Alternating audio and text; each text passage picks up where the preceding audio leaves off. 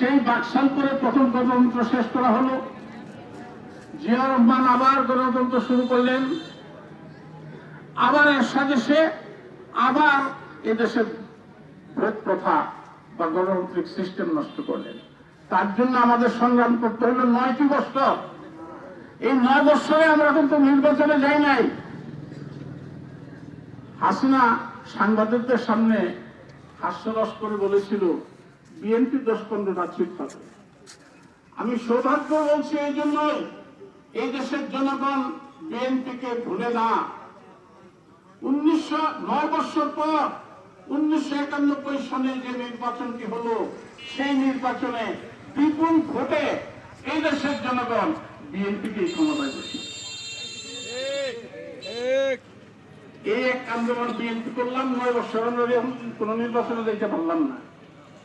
এরপরে নির্বাচন হলো, তত্ত্বাবধায়ক সরকারের জন্য আছে 173 দিন তারা হরতাল করেছে।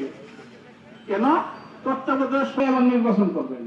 এর অর্থ হলো আবার সেই এরশাদ আমলের মতো কারচুপি। আপনারা দেখেছেন কি নির্বাচন হয়েছে, দিনের ভোট রাতের ভোট, দিনের ভোট রাতে হয়েছে, আমি দামি নির্বাচন হয়েছে। আমরা কোন নির্বাচনে যাই নাই। আমরা আশা করি সেই 9 বছর পর 1991 সনে 9 বছর নির্বাচন না